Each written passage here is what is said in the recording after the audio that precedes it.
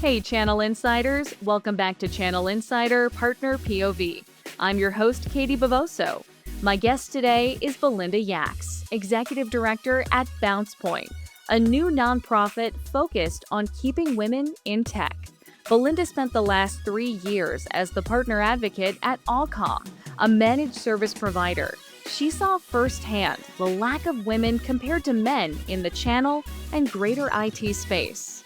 Now she's dedicating her career to learning why women are leaving tech and how she can help enable them to stay in or come back to the industry. Belinda, welcome. Thank you. I am so glad to be here. And thank you so much for taking an interest and wanting to talk to me.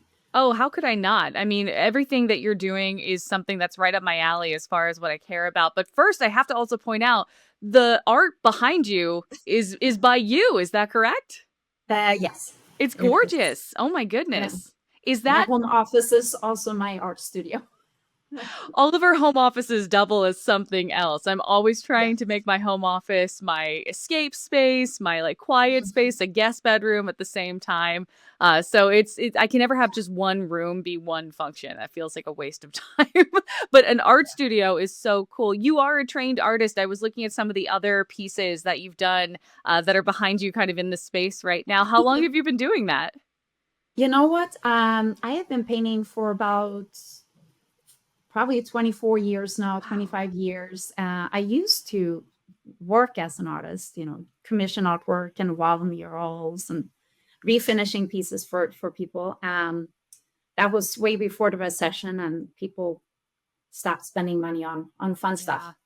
Yeah, So I hope it comes yeah, back. I hope it comes back. yeah. I think it will. Well, I appreciate your time today, and I'm so excited to get to know you. And the biggest thing we're talking about today is a new venture for you, a new nonprofit called BouncePoint. You started it Mhm. at the beginning of this year in January 2025. It's still coming off the ground, but I think let's Mhm. start talking with what exactly it is. Before we get into your backstory of how it came to be, talk to me about what BouncePoint is and what you're looking to turn it into throughout the rest of 2025. BouncePoint is an initiative. Before this year, I was working at an MSP, Occam here in Troy, Michigan, and there's quite a few women working at this company. And also, I've been going to a lot of conferences nationwide, and there's a lot of men in technology, and there's never a line to the ladies' room, which is one of the benefits. But I started looking into like where are all the ladies because I am loving the technology space, even though I'm not a tech person myself. All everybody is warm and welcoming. The names of everything is it's just fun. There's this sense of humor, and everybody's happy to see you. Maybe because there's not a lot of ladies, so you walk into a room, and everybody is just treating me well and open arms. And I just think that there should be more women in tech.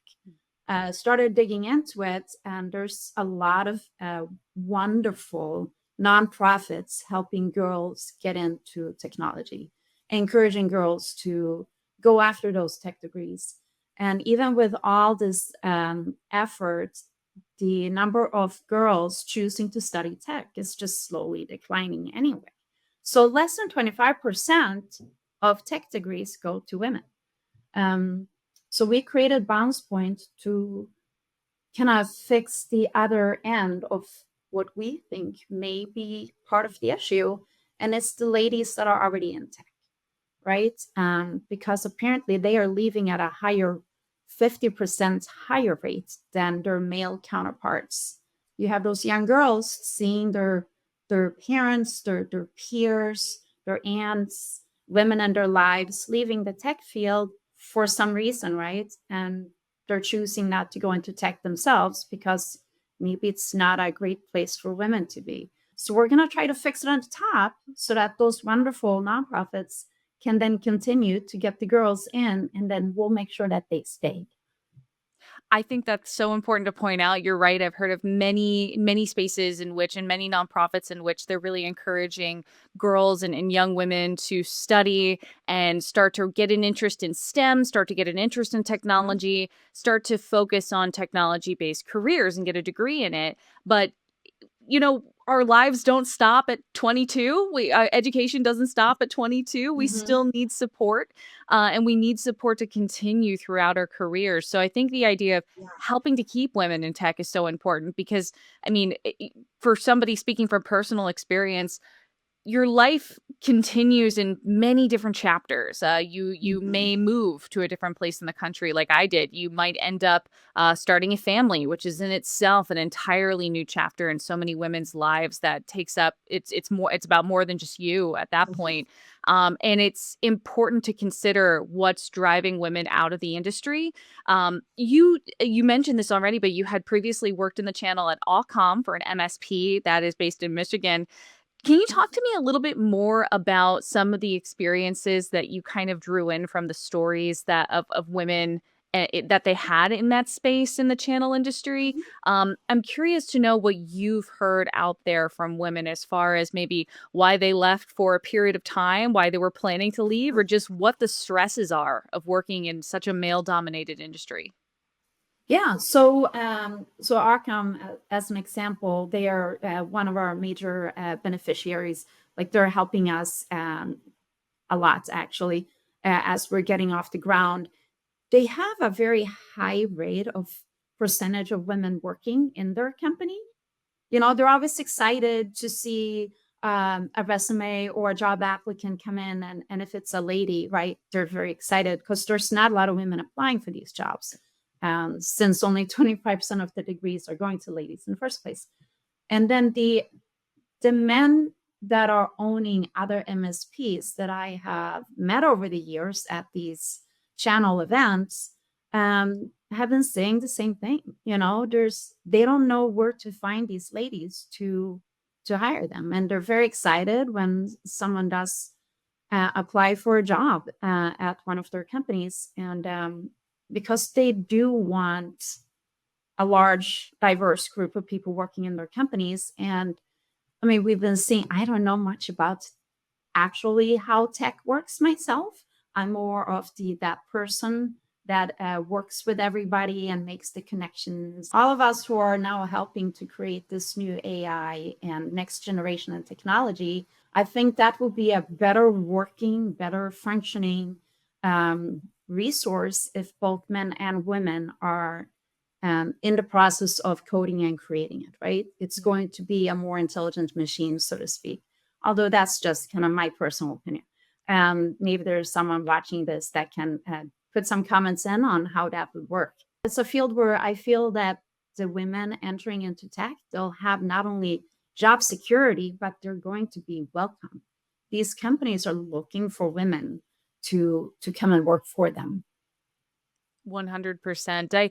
It reminds me I was at an event about a year ago now, and I remember a business owner, managed service provider business owner that I felt Mhm. very comfortable with asked me, I'm constantly trying to recruit more women and I'm finding it difficult. Can you Mhm. look at my postings, like my job postings, and tell me what can I adjust in here with the wording? And just that sort of level of Yeah. care of just how do I speak better to that side of the community? How do I speak better to women in a way that makes them Mhm. feel more welcomed into the space? What can I do to adjust this? And I think that there's so many women have so many jobs, so many jobs Yeah. they don't get paid for, as you know, being a wife and a mother come with their own responsibilities, being a partner in general. And I think that there's language that often we see inside of these job postings that is exhausting because you can't go into it thinking that that's going to be your entire life. Yeah. You're demanded in so many other areas. So I was letting him know there's things that we all see in those postings that are like in a deadline driven environment or a high energy environment and it's very overstimulating. So I said consider maybe Mhm. bucking that trend. Don't do what everybody else is doing when it comes to writing these postings that make it sound like it's make or break, it's all or nothing, because that is exhausting for a lot of women, especially as we get further into our lives and deeper into our careers.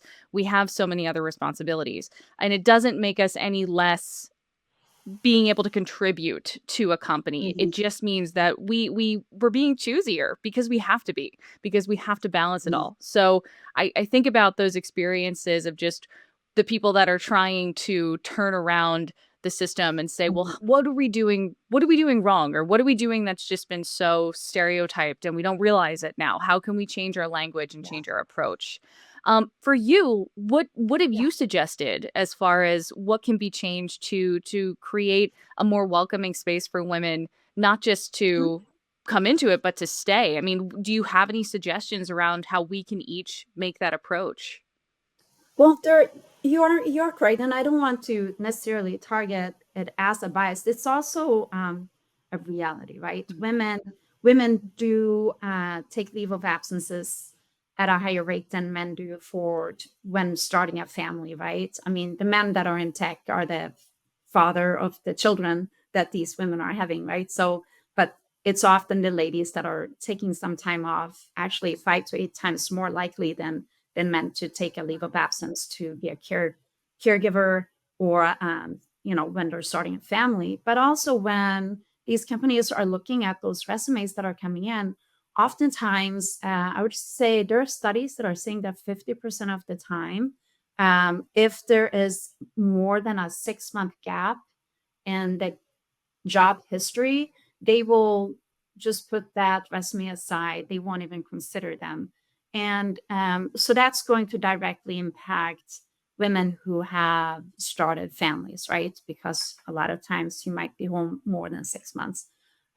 But we are also, one thing that we are focusing on is that when women are choosing what careers to go after, maybe technology isn't high up there because technology is changing so quickly, and they know that at some point they may want to start a family. And what are you going to do when you're home for a little while with young children and now you want to go back into your career, but tech changed and you can't get back in there, right? You're left behind. So we're creating a training platform. So while these ladies are home caring for a family member or for a child, they can stay up to date. And maybe by the time they go back into the workforce, they now even have a leg up and an advantage to everybody that's there because they have been trained and gotten those certifications of all the new exciting things that are coming out. So the training platform is something we're really proud of. We've been working on it, and it's going to be one of our great resources. I think that's so amazing, and I was going to approach that subject because I remember first meeting you, you talked about this training Mhm. program because tech moves so fast, like you said. Just look at how many iterations of AI we've discussed about as an industry in just the last year. It went from just starting out as artificial intelligence to then you have agentic AI and you have generative AI and you have all of these different versions of it. It's not just one subject anymore when you speak about artificial intelligence. It's so many different layers of that conversation, and it's a lot to keep up with. It is so much to Mhm. keep up with, especially as you said, if you're working in a space that is tech adjacent but not necessarily technical. So many of Mhm. the people involved in this industry and the channel work in sales or they Yeah, work in marketing or they work in that's media, true. and they need to keep Mhm. up in a way that maybe they're not necessarily, that's not their bread and butter. They don't always know how to do the virtualization, but they can express it and explain it and give an example of it. And you need those people just as much. If you could actually build on that for me, you spoke about how not everybody in this space is technical is, and I'm, for those Yeah, listening on the podcast, big like air me. quotes, bigger, yeah, like me too. Yeah. It's something that we can talk Yeah. about and talk around, and we understand the needs and we understand the space, but to do the actual thing, to do the programming, to do the coding, to do the building, even down to the welding, it's not something that we do. So, could you speak on that a little bit more about how we need to encourage women to come into the space or stay in the space, really, and that they Mhm. don't need to necessarily be a tech expert to do that? How important is it that we kind of, what messaging Mhm. needs to be done to kind of change that narrative? Yeah, tech is a really wonderful place for women to be in, as I mentioned. And you know what? You can have an administrative title. You can be head of marketing. You can be in sales. Um, HR manager. You do not have to have a tech degree to work in a tech company. So the tech umbrella.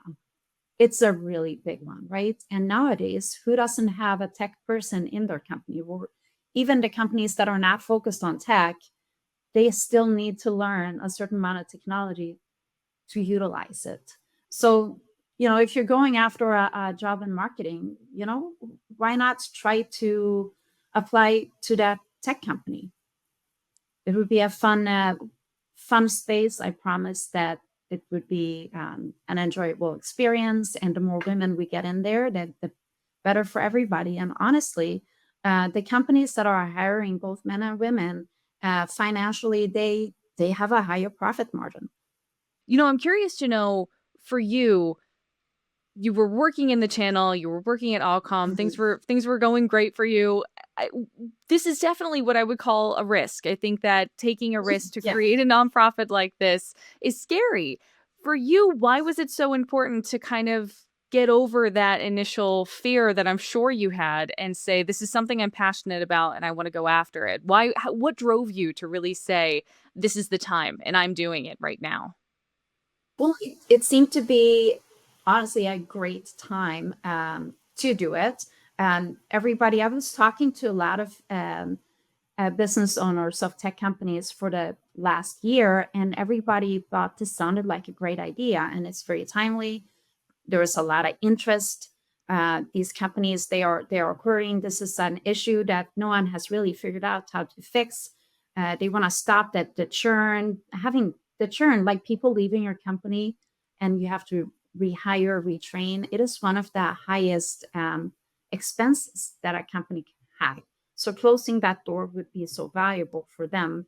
So I thought if I could turn it into a nonprofit, then I could help the ladies out there, and you help the women. Now you're helping families and children, and at the same time the company will be so happy because not only do they feel that they are helping, but they're actually financially benefiting from it because they're going to retain their employees, and they're going to figure out what can we do to keep them, and what can we do to entice them to apply for a job at our company, because everybody is looking and there's not enough people to fill all those chairs.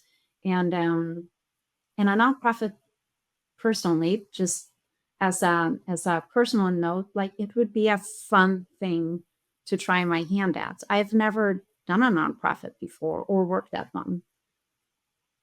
So there's a lot to learn and a lot to do. And in that case, how can we support you? How can those who are listening and watching this interview right now, how can they support BouncePoint to really succeed and support you in growing the company into this vision that you have?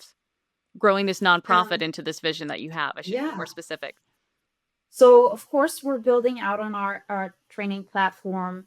We're also building out a survey that we would send companies if they want to participate, to see what the men and the women in their companies value. And then we'll give them a kind of gradient. If they hit a certain benchmark of satisfaction points, they can be branded as a women company that women love to work at, right?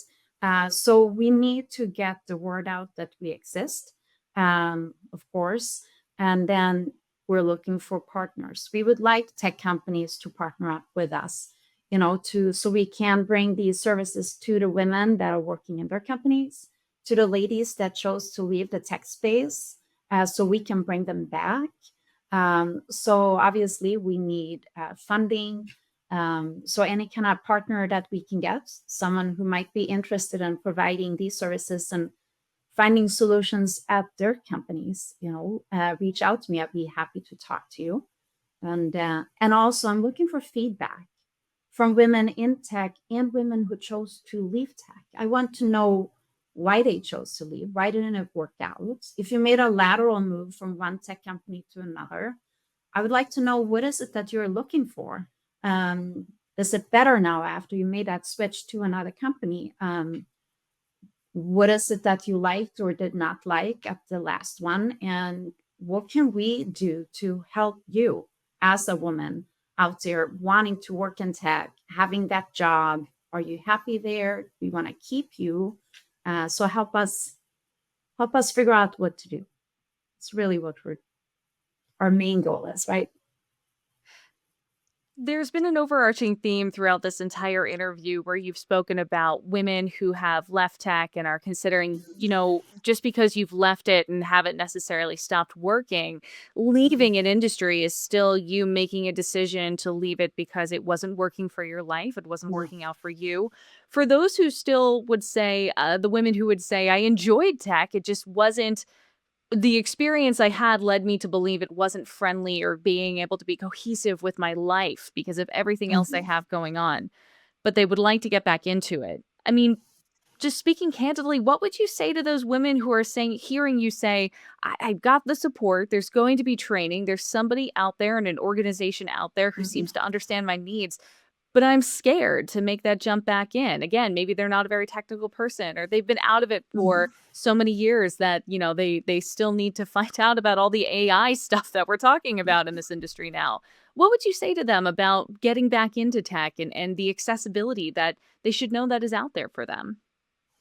Well, with funding, we can provide them access to our online AI training platform, right? So they can upskill, they can relearn those things that maybe they haven't used for a while they have been in another career.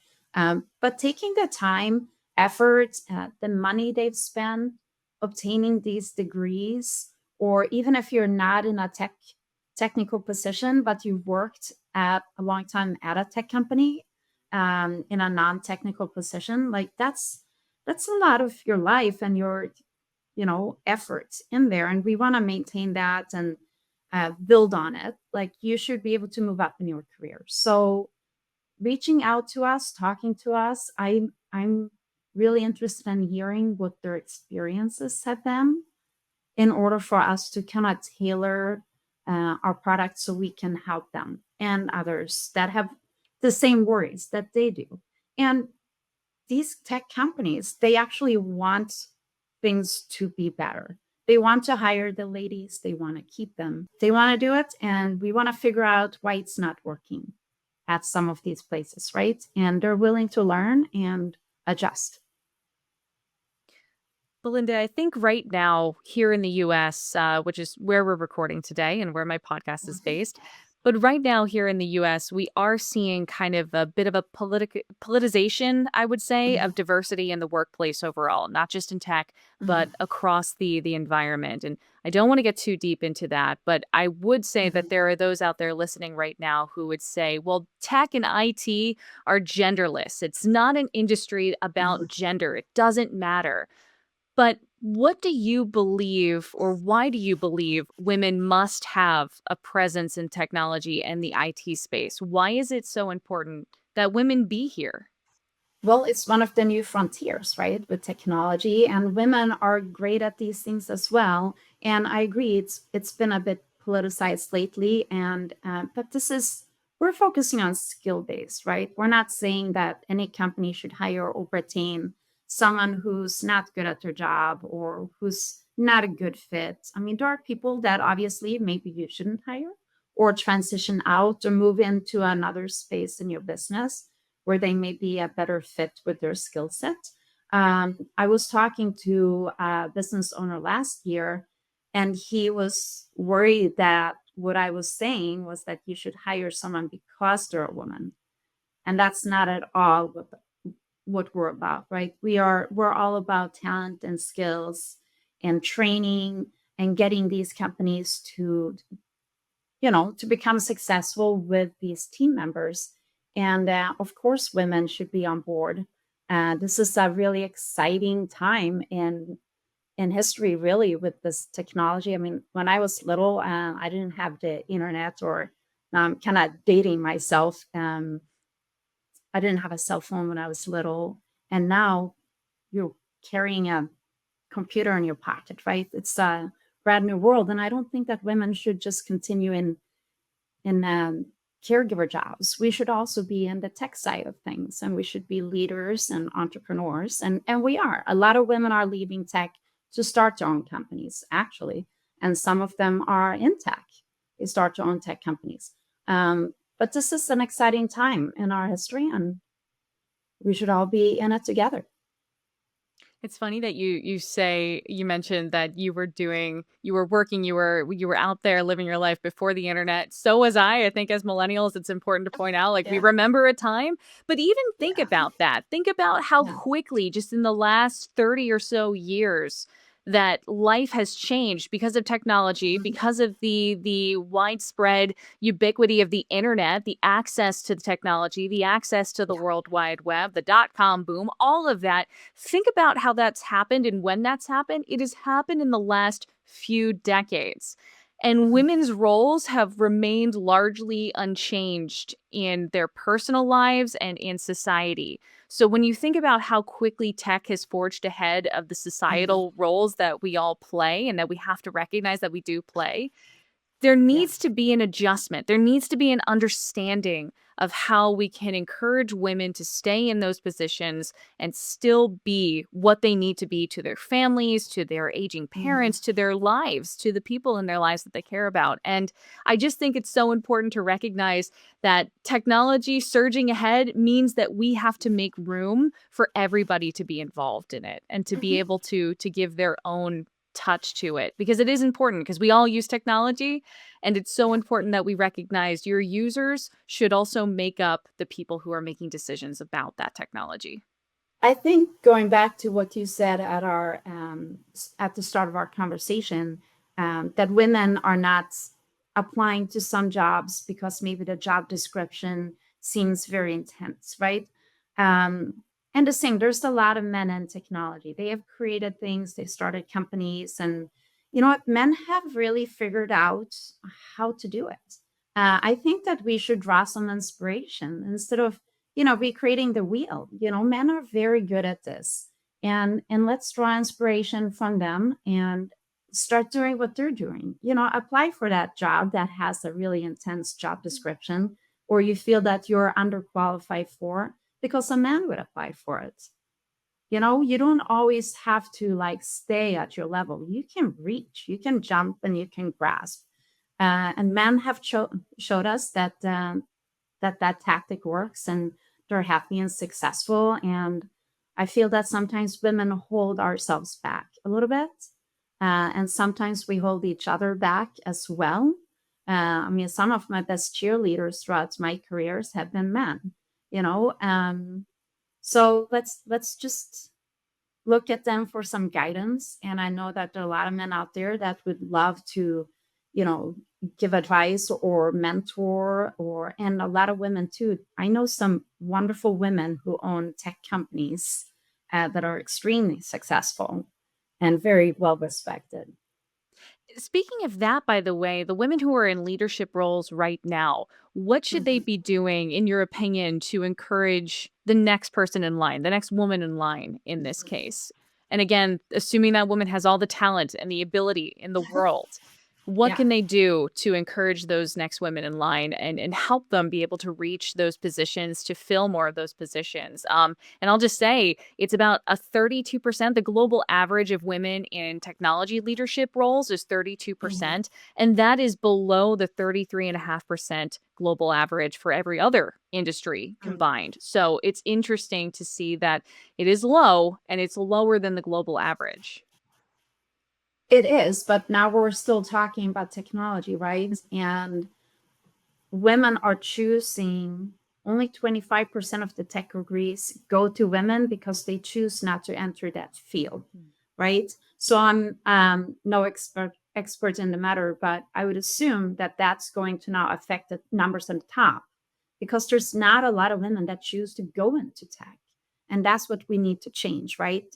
And when they do go in there, they leave at a 50% higher rate than men. So by the time they get to that point where they get promoted and made partners, and or maybe even start their own tech companies because now they know how it all works, there's just not a lot of women left, right? So I'm assuming that that will also affect the numbers. So the women that are in those amazing leadership positions, really like, talk to the young girls in your life and explain to them what a wonderful place this is to work. Encourage more young ladies to get those tech degrees. Let's bump it up from 25% to maybe 30%. And then we'll raise it from there, right? And when they get there, um, stick with it. It may be tough. Maybe you can make a lateral move to another company that will help you more, that will have more flexibility and benefits that will suit you as you start a family, or that's more friendly towards you. Because these companies, a lot of these companies, they want the ladies to work there. Um, so stick with it and encourage the younger generation to follow in your footsteps. Take on some young people under your wing and train them and teach them. I love that. I agree. I think that's so important, just to talk to each other and to see how they can help. You yourself saying you want to gather data and ask questions. Ask why. Mhm. What was the experience you had? Why is it different from this person's experience? I think that's so important as far as a jumping off point to figure out first, what is the why? What is the catalyst for all of this? Yeah. I have a fun question for you that I just thought about. Okay. Considering Oh, we were talking about events, you know, yeah.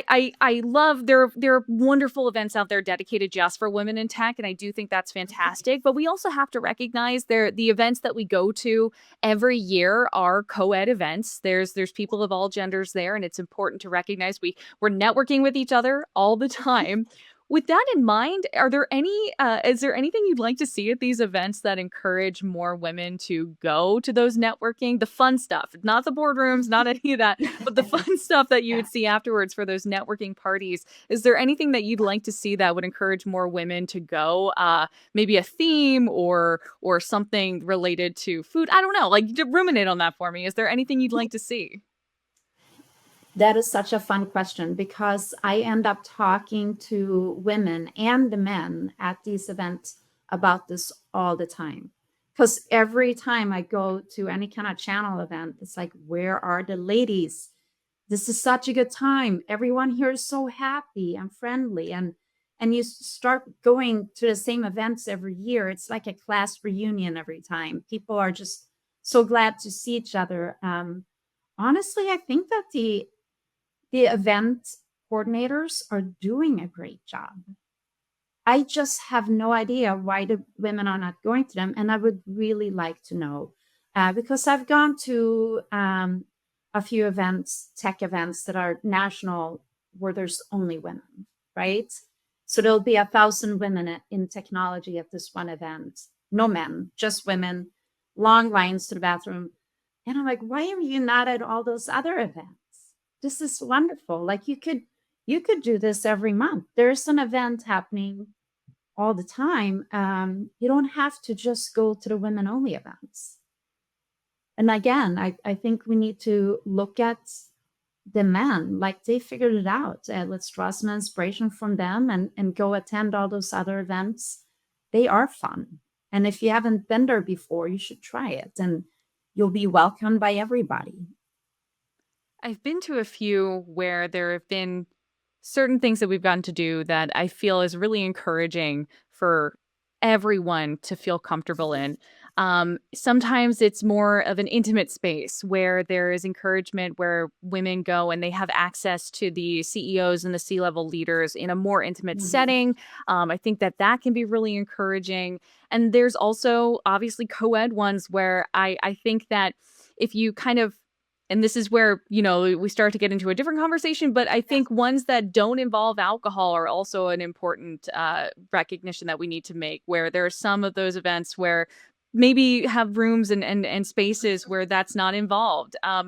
There have been more puppies on the floor of some of these events. Oh, okay. I have Yeah, to say, I do highly encourage those puppies. Team up with the 100%. animal shelters, bring them in. I posted so many LinkedIn pictures of me holding the puppies, and Food for thought for the event planners out there. You're doing a great job, but couple ideas that I just figured we'd talk about a little bit. I love that. Yeah, I'm hoping that I'm going to another one soon, and if there's not yeah, puppies, I'm going to be disappointed. So I just want to throw that out there. There needs there to be better be puppies. one now. Every time I go, I was recently at a conference, and I revisited that booth many times. So, Belinda, thinking about what's next for you in 2025 and beyond with BouncePoint, Where can we go to learn more about BouncePoint? What should we be watching for to both connect with you and to see how we can continue to get involved with BouncePoint as we continue into the year? So we are online at bouncepoint.org. We're also on LinkedIn at BouncePoint on LinkedIn. You can reach out to me personally, also on LinkedIn, reaching out to me. What I would love to hear from women about their experiences. I want to get their input and feedback and ideas. Let's fix this. I really think it is fixable. Let's increase the number of women in technology. I agree. As a woman, so I might sound Yeah. biased, but I think it's important to do. Thank you so much for taking the time to spend with me today and talk to me about BouncePoint and your experience. And I'm so excited to follow you through the rest of the year and beyond. Thank you so much for having me. This was wonderful. Come back anytime, for sure. We'll talk more about puppies. Yes. Anytime. Thanks so much to Belinda for joining me today, and thank you for watching or listening. You can check out every episode of Channel Insider Partner POV on channelinsider.com or watch us on YouTube at youtube.com/channelinsider_news and trends. You can also listen to us as a podcast wherever you get your podcasts from. Don't forget to like, subscribe, and follow wherever possible so you never miss an episode. You can connect with Channel Insider on LinkedIn and X at Channel Insider or with me at Katie Bavoso. Once again, I'm your host, Katie Bavoso, and I'll see you next time.